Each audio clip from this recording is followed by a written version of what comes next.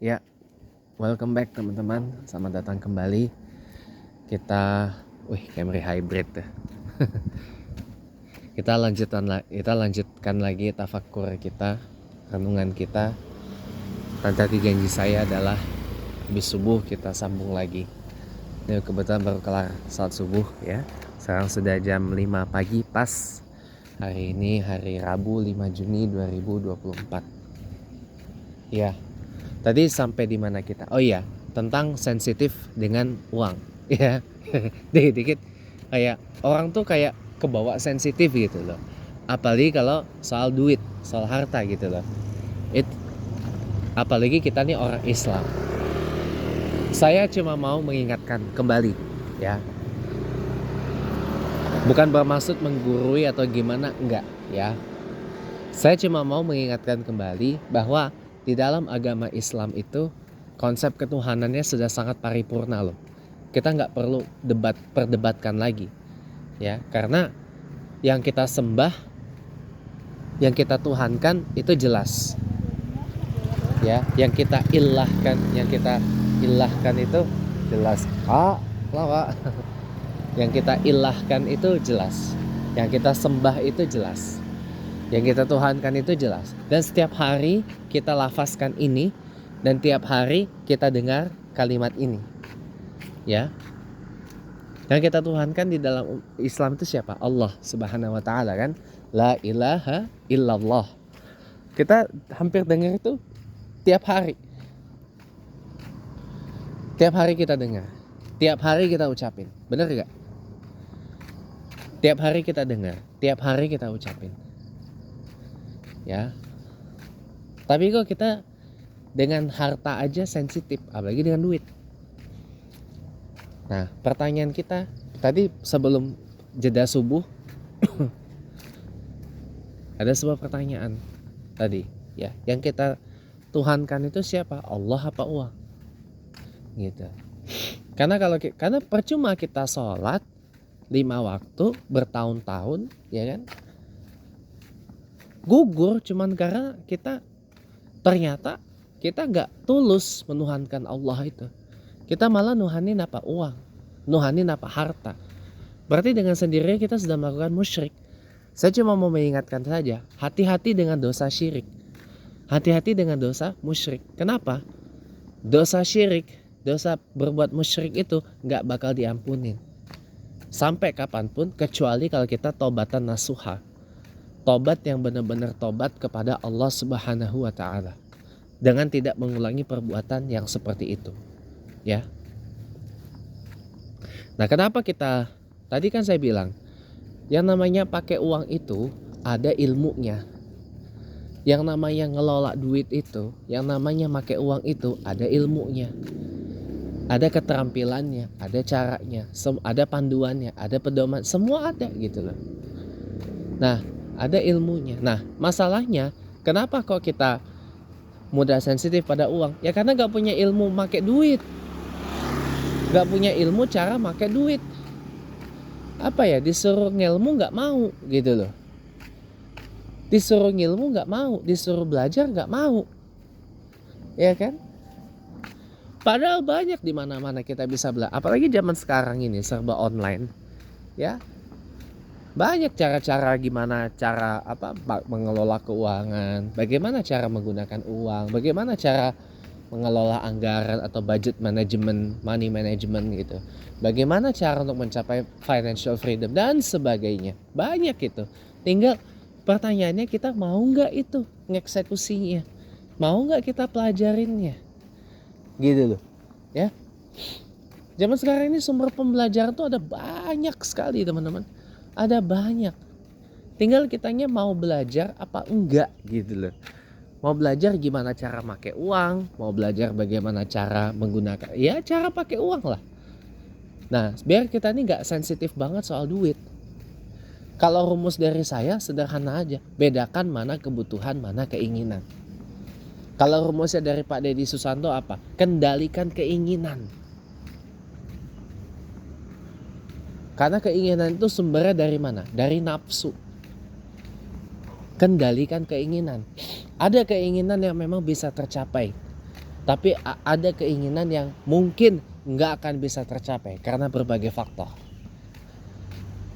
Ya, karena berbagai faktor. Contoh, saya dulu bercita-cita menjadi presenter TV, tapi ternyata keinginan itu nggak bisa saya capai. Kenapa? Saya ada masalah di kontak mata. Saya ada masalah di eye contact ternyata. Jadi saya lebih nyaman MC off air. MC off air atau paling enggak ya di YouTube ini. Atau ngisi atau bikin podcast. Kan itu hanya suara kan? Podcast itu kan hanya suara, enggak, atau mungkin di radio saya jadi penyiar radio. Nah, itu contohnya. Enggak usah contoh jauh-jauh. Itu contoh keinginan yang enggak bakal kesampaian karena berbagai faktor. Gitu. Karena berbagai faktor. Ada keinginan yang masih bisa kita capai. Dengan apa? Ya dengan usaha dong. Dengan usaha, dengan kerja keras, dengan pantang nyerah, dengan gigih. Gitu. Itu bisa tercapai, tapi keinginan itu dikendalikan, teman-teman. Dikendalikan, di-manage, dikelola gitu loh. Bukan semua keinginan itu harus terpenuhi atau gimana. Oh, enggak. Kita banyak berdoa ingin ini dan itu kepada Allah gitu ya. Kepada Allah. Tapi tidak semua dikasih. Beberapa waktu lalu saya pernah menyatakan. Saya kutip dari salah satu media aja. Kadang kita dikasih takwa, dikasih iman, dikasih tauhid oleh Allah, tapi kita nggak dikasih kesenangan dunia oleh Allah. Tapi di satu sisi Allah kasih kita kesenangan dunia, tapi nggak dikasih iman dan takwa dan tauhid kepada Allah. Jadinya apa? Istidraj. Gitu. Bukan masalah ngiri atau gimana gitu. Nah, makanya jadi percaya sama saya, hampir semua yang terjadi di kehidupan kita sekarang saat-saat belakangan ini itu terjadi karena kita sendiri, bukan karena orang lain. Contoh, kenapa harga-harga bisa pada naik? Supply and demand-nya tinggi. Gitu. Supply and demand-nya tinggi, permintaan dan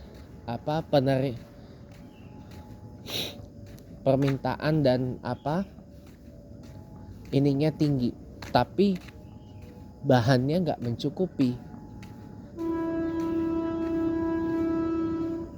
Itu namanya hukum permintaan, teman-teman. Supply and demand-nya tidak mencukupi, makanya harga-harga pada naik. Belum kalau bahannya nggak ada, gitu.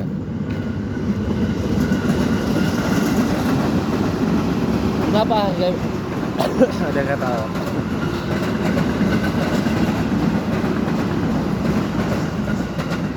kenapa harga minyak dunia bisa naik turun? Ya tergantung di tempat yang memproduksi minyak itu keadaannya seperti apa. Kalau cadangan minyaknya banyak, harganya bisa lebih murah. Cadangan minyaknya nipis atau di tempat yang memproduksi minyak itu keadaannya gak stabil, ya kan, berpengaruh kepada supply and demand dari minyak itu, harganya bisa naik, ya kan? Iya, itu udah terjadi seperti itu, kawan. Kenapa utang negara kita bisa meningkat? Ya karena apa? Lah kitanya yang banyak nuntut pembangunan ini, pembangunan itu, pembangunan ini, sementara APBN kita terbatas. Pendapatan per kapita kita saja terbatas. GDP kita terbatas, teman-teman. Akibatnya apa? Ngutang.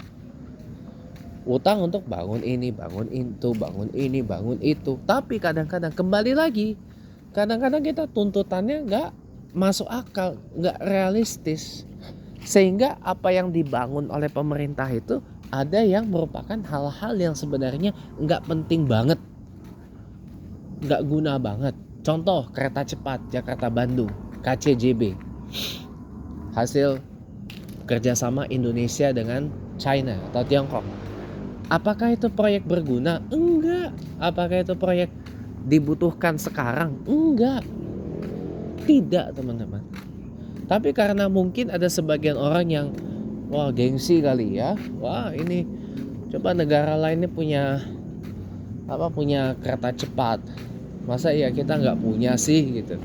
Akibatnya apa? Terpaksa dibangun kereta cepat itu. Negara lain punya MRT, masa iya Jakarta nggak punya? Negara lain punya LRT, ya. Masa iya kita nggak punya? Gitu katanya.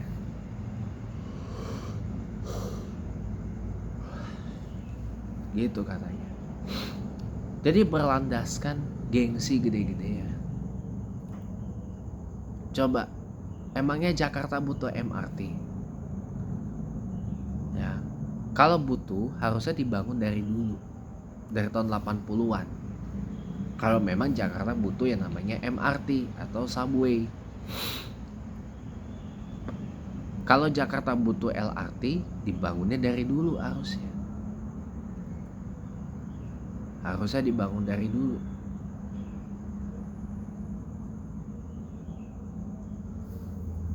Lalu kenapa akhirnya dibangun BRT, Bus Rapid Transit? Karena memang itu yang dibutuhkan. Sistem transportasi berbasis bus di Jakarta ini, atau di Jabodetabek ini. Kenapa? Karena bus kota di Jakarta usianya sudah pada tua dan sudah banyak yang tidak layak jalan. Dan pasti menginginkan sistem yang lebih modern gitu. Jadi makanya saya bilang harus benar-benar dilakukan mapping, pemetaan. Mana proyek yang prioritas, mana yang tidak prioritas. Gitu. Sama aja kayak masalah apa yang besar dan masalah yang kecil, itu kita harus pinter mapping. Nah silahkan Anda belajar mapping, pemetaan itu dengan pakar-pakarnya. Jangan ngeblok gitu loh. Jangan, pesan saya satu, kalau belajar jangan lakukan yang namanya blocking, memblokade diri sendiri. Saya nggak mau belajar sama ini, kenapa? A B C D E. Saya maunya belajar sama yang itu, kenapa? A B C D E. Ya jangan. Mapping skills atau keterampilan pemetaan itu perlu, teman-teman, agar kita bisa memilah-milah, membedakan mana masalah besar, mana masalah kecil, mana yang harus diprioritaskan, mana yang kira-kira tidak terlalu diprioritaskan. Itu penting. Mana yang harus diutamakan, mana yang harus tidak terlalu diutamakan. Gitu. Jadi harus benar-benar lakukan yang namanya mapping, pemetaan. Jadi dipetakan gitu loh, agar kita ini juga nggak habis energi, teman-teman. Di saat negara kita lagi butuh perhatian seperti sekarang ini, orang-orangnya sibuk apatis, terlalu dengan masalah kehidupan, terlalu letih, terlalu lelah, terlalu lesu dengan beban dan masalah kehidupan. Konon katanya seperti itu. Iya. Ya pesan saya satu, jangan deh gitu. Saat negara lagi butuh perhatian kitanya malah apatis, kitanya malah apolitis, kitanya malah cuek gitu ya. Ya jangan dong, nggak boleh itu. Nggak boleh gitu. Itu kesalahan dari apa? Dari kita sendiri. Makanya kalau ada mind mapping ya, belajar tentang mind mapping, pemetaan pikiran atau problem mapping ya, memetakan masalah, itu ikut belajar aja deh. Itu bagus. Itu bagus teman-teman, bagus. Jadi kita nggak melulu apa masalah itu besar semua atau dibesar-besarin terus. Jangan, dibedakan, belajar membedakan mana masalah besar, mana masalah kecil, mana yang sekiranya diseriusin, mana yang kira-kira ini cuma recehan, sepele dan sebagainya. Gitu. Ngerti ya teman-teman ya. Jadi energi kita nih nggak habis untuk sekedar ya elah mempeributkan hal-hal recehan gitu. Ya mungkin ini aja dulu. Cuma outro ini. Ya ini aja dulu yang bisa saya sampaikan. Ya nanti lebih lengkapnya mungkin di Chatterbox atau di program yang lain. Ya sampai bertemu lagi di lain kesempatan.